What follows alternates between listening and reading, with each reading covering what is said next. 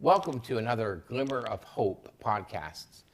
And today we're going to be talking about post-traumatic stress and how to recover, especially from the trauma so many people have experienced in the light of Milton and the terrible Hurricane Helene. So I hope this will help you today. And I'm Dr. Ken Brown. I'm a clinical counselor and a chaplain. And we have with my dear friend, Gator. Gator, introduce yourself. My name is, by the way, good morning to you. My name is Gator Franklin. I was in the Navy for 28 years doing explosive ordnance disposal, and I rose up to the level to where I was a command master chief, several different tours, which enabled me to talk with people that came back from the wars and stuff. I had my own thing that I did, but I got to that level to where, much like you, I was counseled people on their traumas that they received during the wartime stuff. And then later I went to be a VA disability rater and rated people's diagnosed PTSD, traumatic brain injuries, things like that, anxieties, depressions, and much from guys like you that diagnosed them with those things and then applied that to the law for percentages. So I've been pretty familiar in that area for a while. So perhaps we might say that both of us had a fair amount of life experience with our own traumas that we've encountered, both professionally and personally, and also training as a clinical counselor, as a disability rater with the VA. So we've seen a lot, and so this is an important topic, I think. Oh, yes. And nowadays, people are just suffering so much because of everything they've experienced in the trauma, things that people were not expecting. I was just over at Spanish Lakes Country Club, where about 5 or 6 people were just killed. Hundreds of homes have been damaged, torn apart by F3 tornadoes that ravaged the area. And it's personal to me because we had actually purchased 2 homes there. And our mother, my wife's mother, lived there for 12 years now. She wasn't there at this time. But the fact is we had many friends, people that we knew there, and I know people would be sleeping in their beds and all of a sudden a tornado ripping through unexpectedly, and all of a sudden their entire life was changed. Maybe their life was over. And I think you'll agree with me that it's not just soldiers that suffer. Oh, no. But in any case, Gator, why don't you start us off? When you're thinking about PTSD, what do you think when you hear the word PTSD? I think, first of all, because I was a VA disability rater, I think it is a disability. It is something that disables a person from being able to function as a person that can just do things, handle things, and that a person is triggered by certain things that makes them act different ways. Right. So what I think about PTSD is that when I've encountered actually talking to people with PTSD and then observing their actions, I have to remind myself that this is the PTSD that's talking. Right. And that person really isn't that way. That's right. They've been changed. They say the PTSD, post-traumatic stress, is a normal reactions normal people are having to abnormal situations. So it's normal reactions that normal people are having to an abnormal situation. So it is quite ubiquitous. It's quite common for people to have these things in it. And before, they may not have been that way at all. To me, there's some things that we look at as a physician, as a counselor. We kind of look at things, the fact that something actually occurred to them. There was a trauma, massive trauma that happened to them. And it could be that they experienced the trauma themselves. They actually saw the death. There was something that happened to them where they were actually blown up, they got injured. Or it could be someone that experienced it they were with people that it happened. It could be that you're getting post-traumatic stress just because your family members or close friends had it happen to them.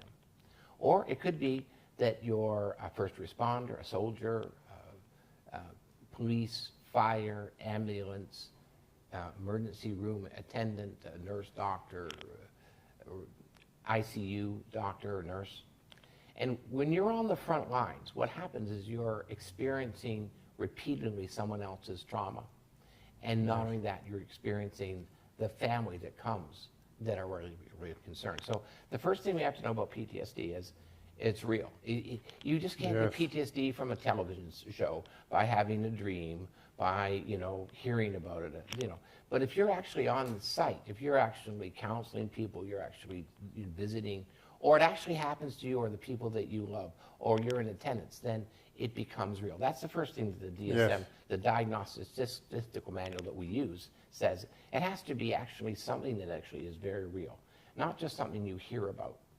The truth is, you're watching television right now, and if you're always on the television, watching the shows, looking at all the things, even though the DSM says you can't have PTSD, I promise you, if you're looking at those things all the time, you're feeding your mind, you're going to be feeding your anxiety. Yes. Anxiety is a fear, it's like a fire, and if you're putting wood in that fire is going to grow, and it's eventually going to have an effect.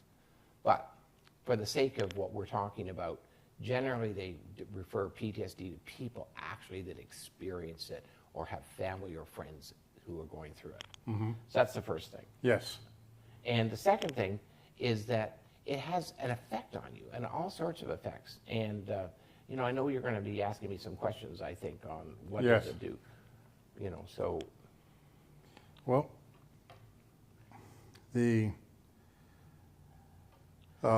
I know one of the things is that, one of the things that people say is that there's an avoidance that always happens. When a person has had a trauma, people want to avoid thinking about it. They want to avoid thinking about it. They want to avoid going to places that reminded of it. Yes. They want to avoid anything that is going to trigger the memory, because you want to avoid that memory. That memory is burning a hole inside of your head, and you don't like it anymore. Mm-hmm. You just don't want it to happen. You don't want to think about it. So this avoidance is one of the things that is very key. Yeah, and that, before I ask you this question, that avoidance often manifests itself, under my experiences dealing with it, in a flat affect. Because they avoid things, they actually become numb to reaction and stuff, which means that they can't act and interact in doing normal things. So that's also. And I think you're right. And actually, just like, some people, when they get depressed, they stop eating. Other people eat too much. Some people sleep all the time when they're depressed. Some people can't sleep at all. Some people, especially soldiers, warriors, first responders, they are dealing with, they compartmentalize so effectively. Oh, yes. That what they do is they break their emotional circuitry. So that flat affectism. Now, there's people that maybe have an experience with trauma that makes them hypersensitive, hyper-aware.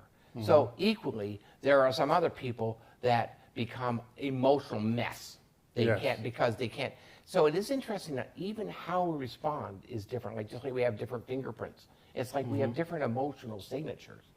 And I think because you work with warriors, you saw probably most people in that are first responders and soldiers, they develop that flat affect. Yes. And what do they say? I don't have a problem. Don't they always say that? They all say that, and they go, "No, I'm fine, send me back in."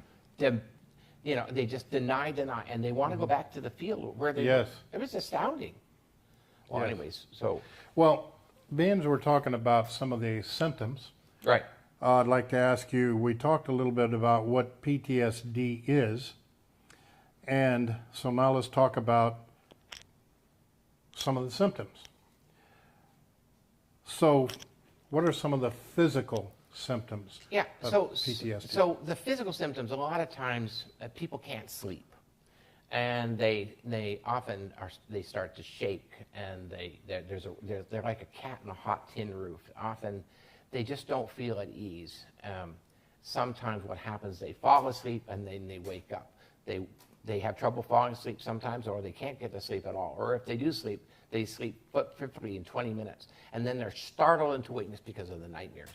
That often happens. Generally, the nightmares are not just, they're like night terrors. They're like they're actually living. And sometimes it's the event over and over replayed in their minds, but sometimes it could be similar situations that are equally alarming. Sometimes there could be a nightmare that is sort of symbolic of everything they experience. And they often lose weight. Sometimes they gain weight. But physically, they generally start to look ragged. That's one thing you notice. They look hollow, thin, gaunt. It's like they're hollowed out, and their eyes are sunk in their cheeks. I mean, there's a look. It's like they're haunted by what they're seeing because they can't forget. They can't unsee it. They can't unthink it. To me, we described it as the 100-mile stare. That's right. It's like they're staring out way out there. That's right. And you don't know, you can't, if you've ever seen a person like this, it's like you can't read them. I mean, it's like you want to read them, but it's almost like they're disconnected from you. It's weird. And just a little sidelight before I ask you the next question is, when I dealt with the warriors that came back from these traumatic events and things, oftentimes they would be acting out and going against the UCMJ, which is Uniform Code of Military Justice. And one of my jobs was to protect them from the disciplinary side of the UCMJ because they needed help. So one of my jobs was to not write them up, not to, if somebody did, instead of leading to a court-martial, let's help this person instead of something like that. Keep them out of the disciplinary side. That was one of the... It's beautiful, because they can't help themselves. And by the way, if you're feeling some physical symptoms because you've actually, like you're trying to avoid at all costs, my own grandson slept over, and there was an alert that came. You know what the alert was? There was a kidnapping. There was a kidnapping 200 miles away, up in St. Augustine. And this alert came on our phone at 7 in the morning. My grandson woke up screaming. He heard, "It's another tornado, Papa!" And so sometimes things will trigger you. Yes. And by the way, if right now you're feeling like you can't sleep, you're having nightmares, you can't eat, you can't settle down, you feel like you're a cat in a hot tin roof, you've got all these physical things, it could be very likely that you've got post-traumatic stress because of all the trauma that you've just had. So listen carefully to what we're about to say, because we want to just not talk about the problems. We also want to give some solutions later in this podcast. This is a very important podcast for you to listen to. So those were some of the physical symptoms. What are some of the behavioral systems? Well, you had mentioned even about the soldiers that act out. Now, sometimes, people in the middle of, they do things that they know they shouldn't do. Sometimes they take risky behavior, they drive, they have survivor's guilt, they'll drive at insane speeds, do corners, drink to excess. They sometimes do anything to escape the feelings. So sometimes they'll do drugs or alcohol, hook up with a random person sexually. I mean, sometimes people do things just to make the memory stop. They take risky behaviors, or sometimes their behavior is they become flat, they become dead, almost like they're comatose. They stay in their house, the door's locked, the window's closed, the curtain's drawn, the phone's off the hooks. I'm saying that they just disconnect, and so some of the behavior is quite alarming. And you'll see some of the way they're acting. You just say, "There's something not normal. Just something not normal. Dad is now monstrous." We often say that soldiers come home, but they're not really home. Sometimes police officers, fire department, they'll come home, but they're not home. They're home in body, but not home in heart and behavior. They sometimes are unusually angry and irritable. And so as a result, the family takes shelter because, their behavior is just off. And this may also be you. Maybe you just say, "I'm not myself. I just know I'm not myself after experiencing all this trauma." And that could also be a sign of PTSD. So we've talked about physical and behavioral. How about emotional? Well, emotional is where it's at. I mean, a lot of times, you know, with most people experience a tremendous amount of anxiety. Now, there's some people that are so emotionally disconnected they don't know it's anxiety, but most of the time they have you know, emotions that are up and down. We call it up and down like a toilet seat.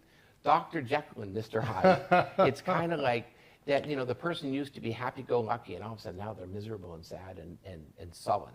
All of a sudden they used to be stable, you know, Mr. Congeniality or Miss Happiness and Mrs. Florida Sunshine, and all of a sudden they actually become as historically like a hurricane or a tornado themselves. It's like the trauma goes inside of them emotionally, and that turbulence of the trauma now is in their emotional makeup. Oh, yes. And you know, and so and once again, it's not their emotional signature. Generally, people are a certain way, but when they've gone through a life-changing trauma, remember, it's a normal reaction for normal people who have gone through an abnormal circumstance.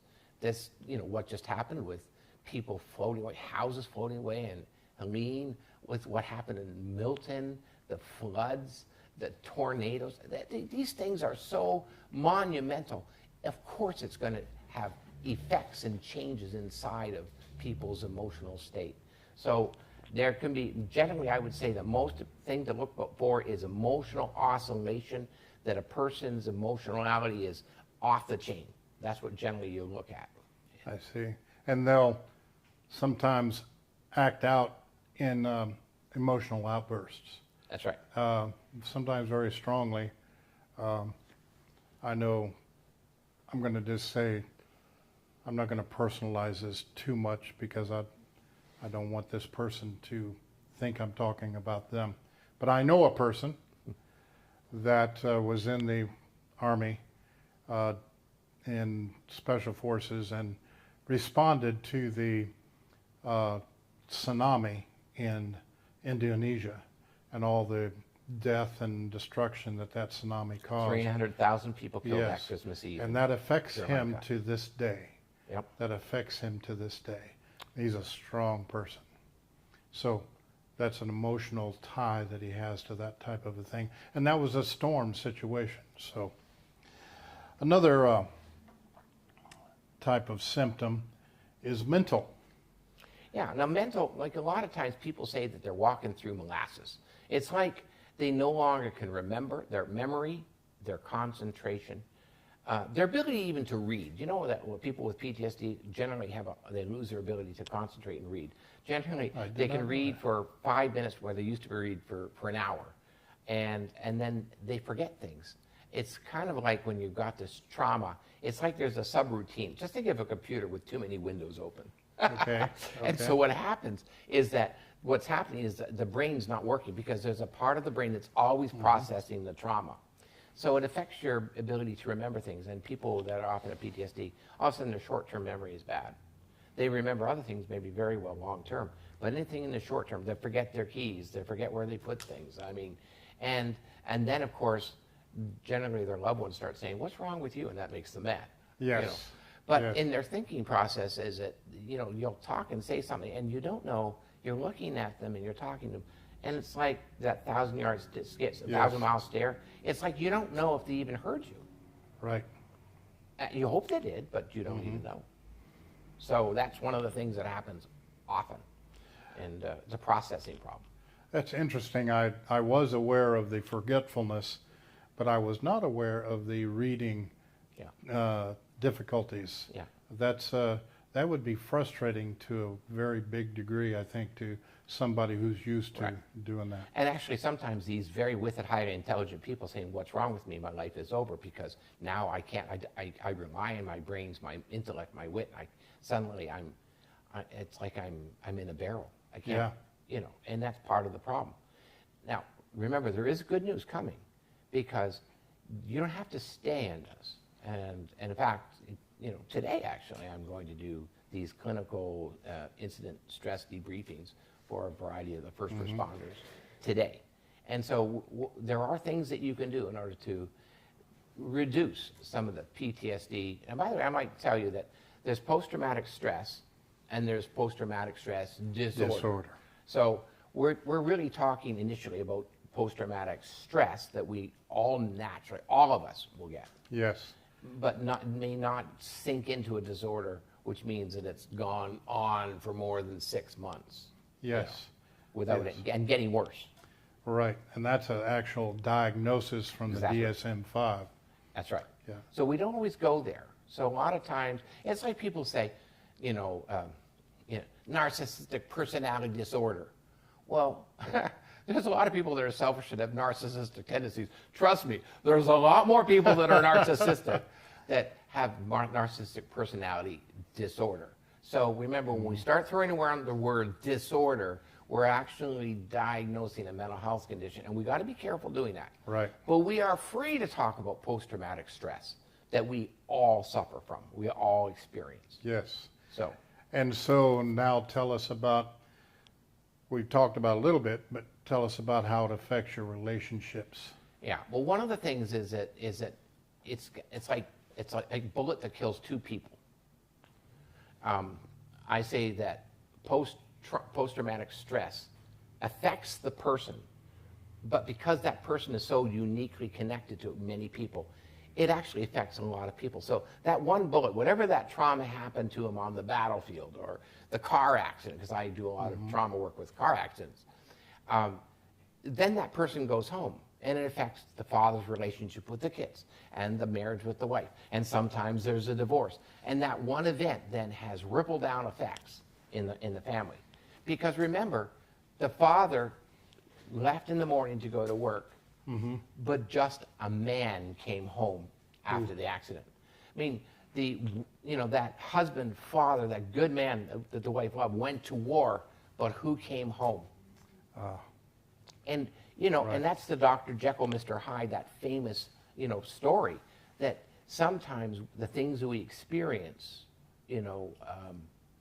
change us, and they have effects. And so a lot of times, part of my job as a counselor is actually to do a family session and a Okay. marriage session, and help the family understand that the dad or whoever is not doing this deliberately. He didn't wake up in the morning and says, how can I be a horrible husband? How can I hurt my kids? He can't help himself. He doesn't have the emotional capacity to love and be loved, to share his heart, to do the things that he used to do. Because right now, he's sunburnt. If you're on your honeymoon, and you love your wife or your husband to the moon and back, but you stay out too long in the sun, I bet you're not going to make love. You know what I'm saying? It's kind of like we get burnt. Burn is such a painful injury. It's like it's a wound, a burn of the heart. And so they no longer can hold each other. You can't have a relationship because of that. Right now, we've had wires strung inside our house because our power went off for days. And I noticed that some of the wires were kind of very hot, because I guess I was pulling too much power. But didn't blow the circuit. And then I noticed one thing, that they're not only hot, but the plastic, the insulation became brittle in one of the smaller ones. Right. So that's what it's like. If you have run too much current through a person, you overheat, and eventually the insulation melts and you crack. And that's what PTSD, it's like you're running through too much crap, too much woundedness for too long. It's like the amperage is too high, and eventually the outside of us starts to fray. The insulation, the things that we call it the veneer of civilization, starts to tear off. So that's what affects our relationships. We just don't have the emotional capacity to really connect and love, and it's that. But remember, if that's happening to you, we're going to talk about how to get out of it. There is one more symptom. There's probably more, but there's one more that I want to talk about. We've discussed the physical, mental, those types of things, relationship. One more that is extremely important is our spiritual, how it affects us spiritually. You know what? One of the biggest problems is people saying to me as a counselor, where was God in all this? They start blaming God. They say, if God is all loving, all powerful, couldn't he have stopped Helene? Why did he allow all those houses to be washed away? Why did he allow those terrible tornadoes to come through our thing? We didn't do anything wrong. I mean, we were not worse than anybody else. We were just sleeping in our beds, and all of a sudden our lives are over. Why would God? So a lot of times people have questions and they start blaming God and they start, because they don't understand. And a lot of times that, we have this theology, we have this belief system that, if we're a good person, if we try to love people, we're not bad, we're not killing people or hurting people, that everything is going to come out well in our life. But Jesus says that in this world you will have tribulation, but be of good cheer. I've overcome the world. Jesus promised that the rain falls on the good and the bad, and the sun shines on the good and the bad. Good things happen, bad things happen to good people and bad people. But how we deal with it, it depends on our faith. If we build our life on the rock, on God, that even when, not if, when the storms of life come, we don't get blown down. Somehow God's going to help us. He's going to keep us strong. He's promised to, I'm with you to the end of the age. Even though the worlds fall apart and the mountains are being tossed into the sea, He's with you. And of course, that's what we have to draw on. We have to draw on our faith. But when we're going through trauma, it's hard. It's difficult. It's the dark night of the soul. It's a hard time to, it's like Jesus, and when He was being crucified, my Father, God, my God, why are you forsaking me? Yes.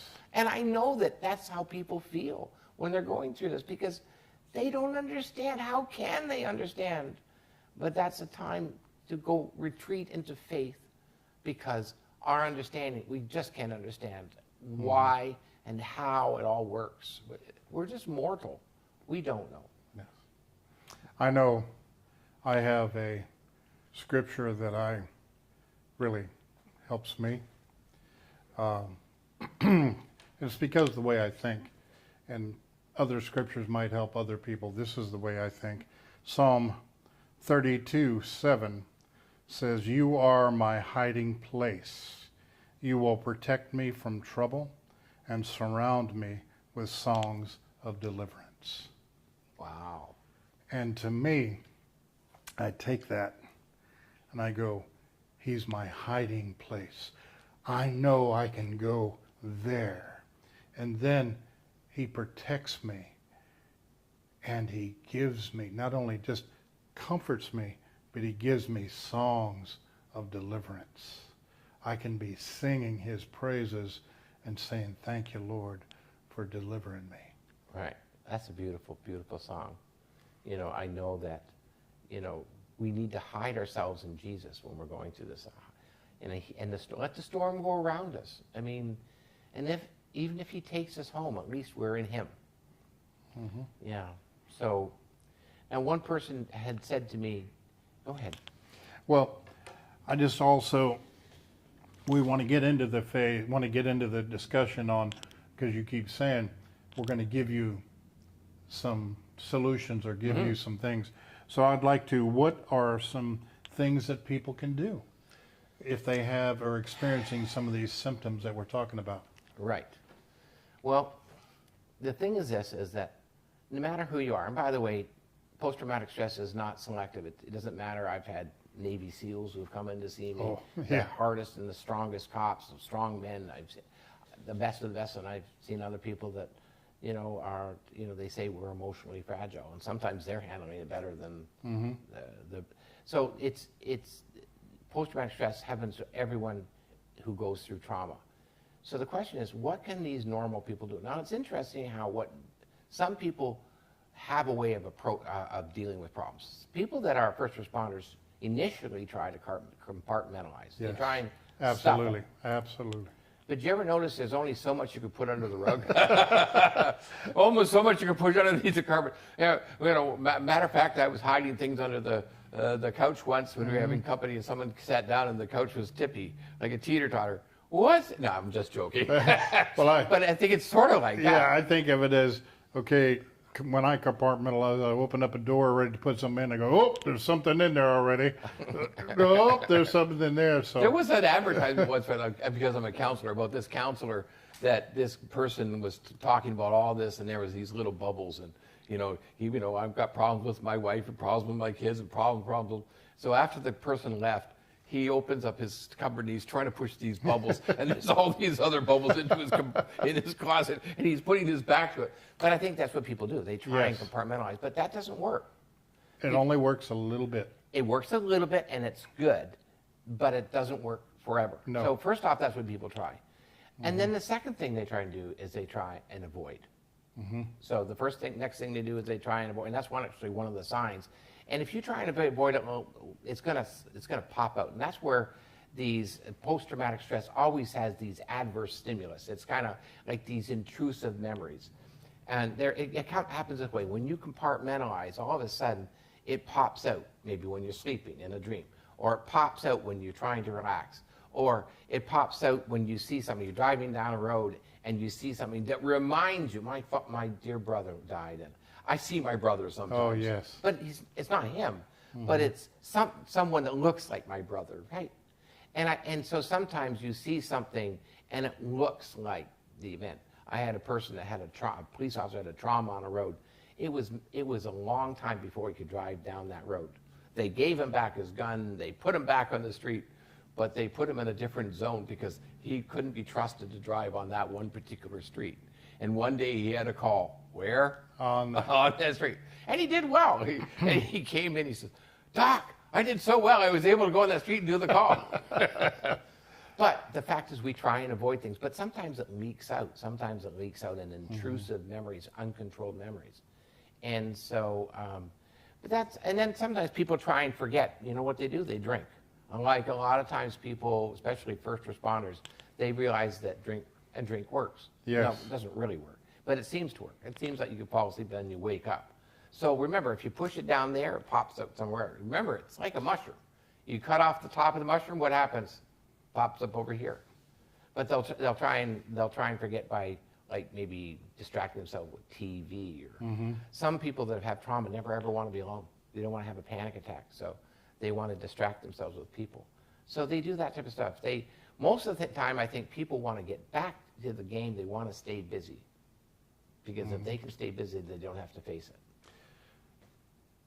Just brings a question to my mind for you. You are always helping people in this PTSD, anxiety, all these traumas. What do you do? Gator, great question. And apparently I was doing it wrong.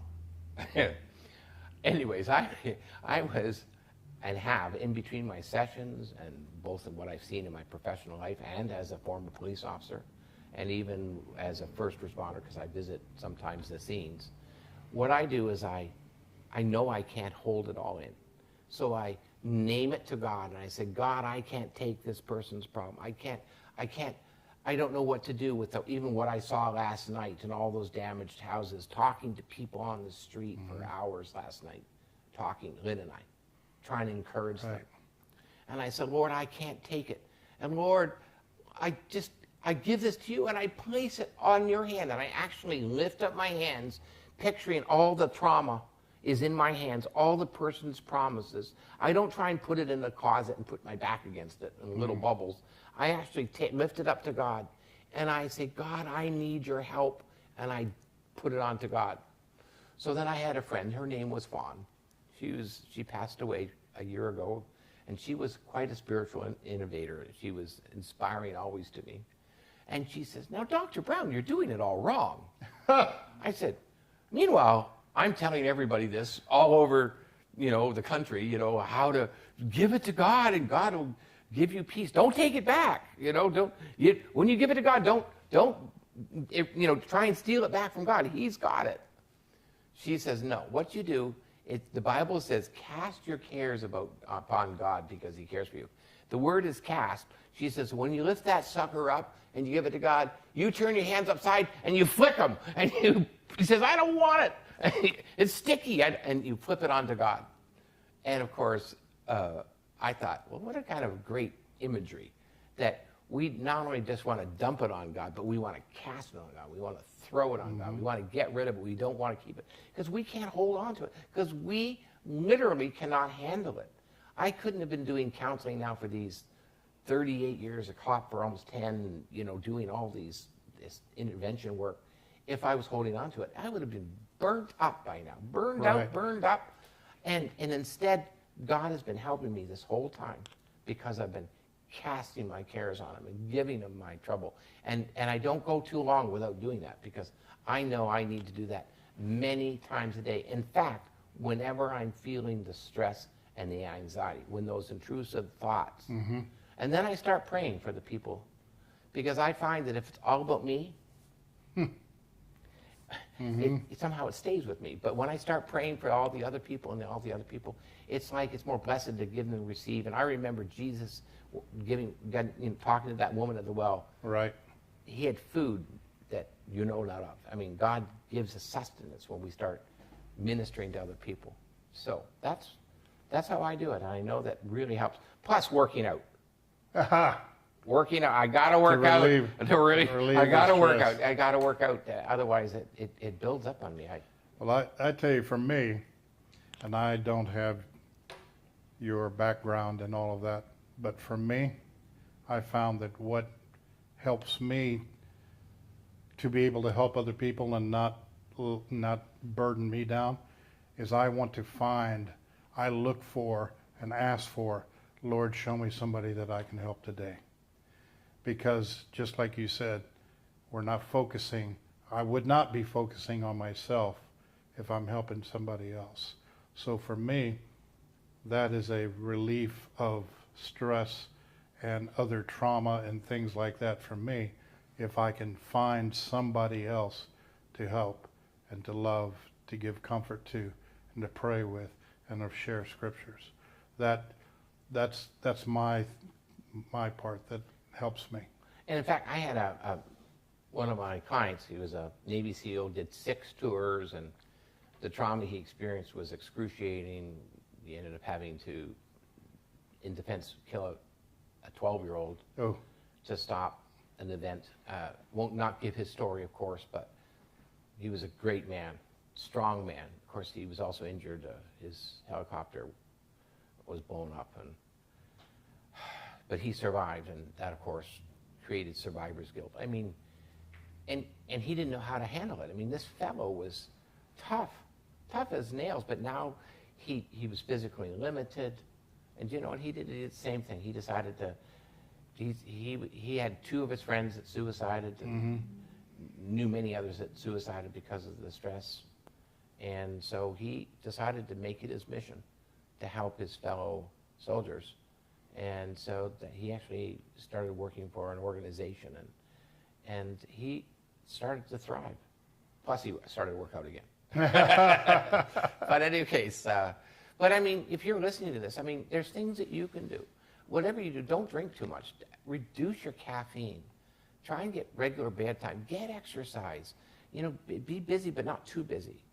Get counseling. You might need to have some professional help you talk it through. And whatever you do, remember, it's normal. It's normal to have these symptoms. It's normal to feel overwhelmed because you've gone through a crisis that we're not meant to be. It's like you've been covered with acid, and of course you're going to get burned.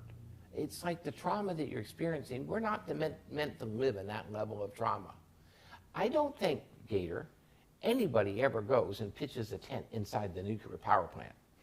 They might visit it in order to clean something up, and they're wearing a hazmat suit, radioactive, resistant material. They've got a dosimeter, right? Yeah. They're maybe having oxygen, and they might come in for 15 minutes or 20 minutes and do something near the core, but they certainly don't pitch a tent and bring a sleeping bag and start toasting marshmallows on the reactor and eating them.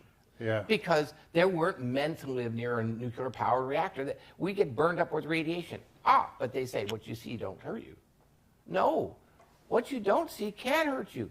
Like a virus, like sunshine burning your skin and radiation, like stress. So even though the toughest of us thinks, I'm going to be okay. No, you're not.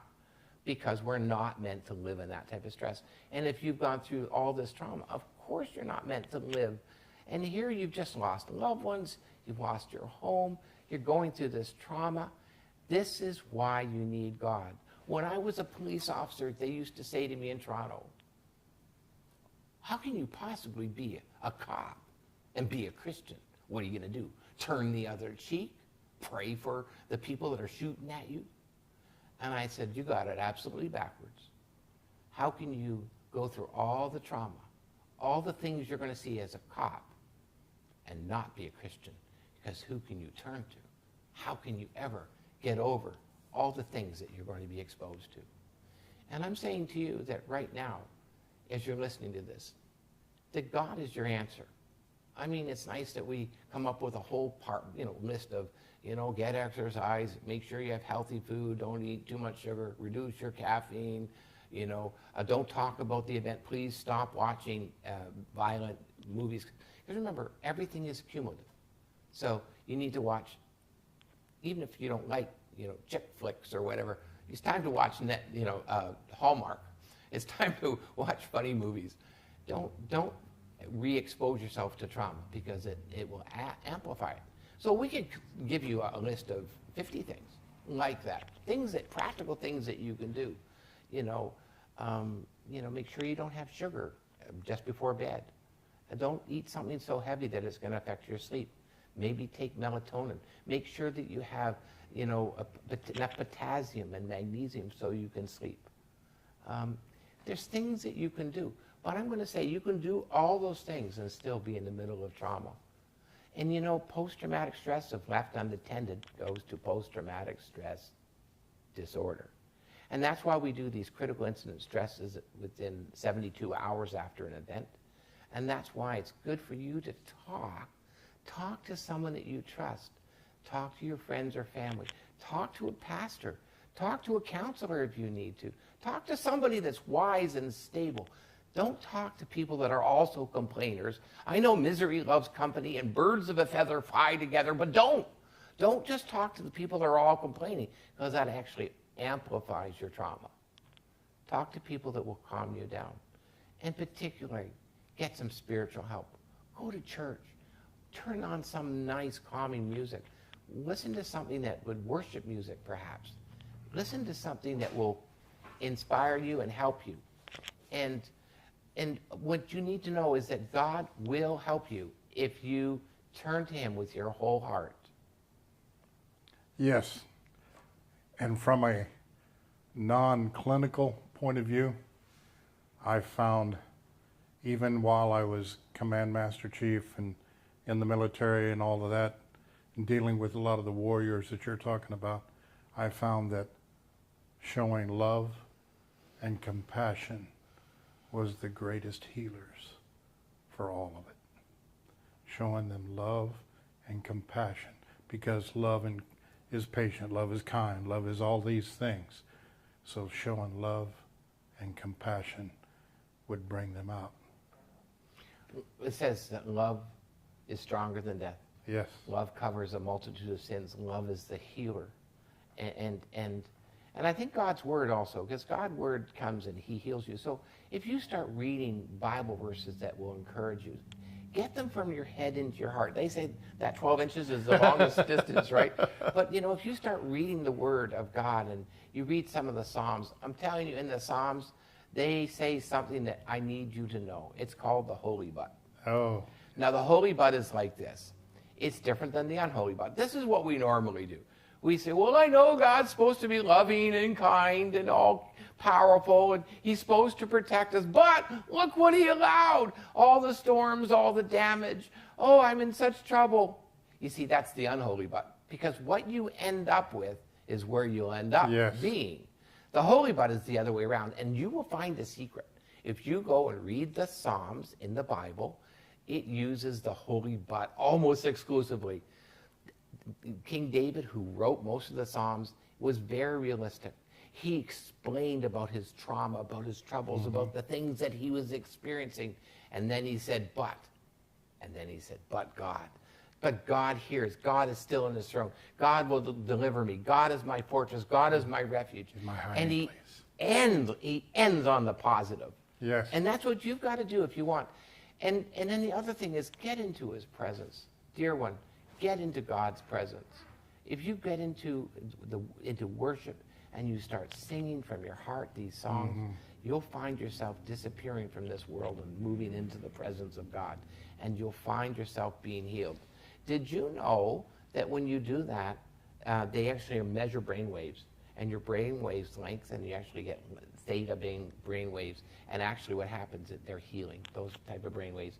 They actually can measure it in the psychograph, that they can actually see that our brain starts to heal itself when we do that. Wow. You know, and that's kind of an exciting thing. So Psalms 32:7, hiding place and songs of deliverance. And songs of deliverance. I love it. Those two things. Well, I hope that this broadcast is giving you a little bit of glimpse into post-traumatic stress. If you are suffering from this, please get help. Please go to find a pastor that you can talk to. Get your help in God. Listen to worship music, read the Word, and ask God, He's real, to help you, to heal you, and take your cares to Him and cast them onto Him, and He will help you. If this podcast has helped you, then go to our other many shows, Glimmer of Hope on Spotify, Glimmer of Hope on Taken TV, or on Hopecast, our YouTube channel. And we look forward to seeing you there. God bless you. Be at peace. Amen.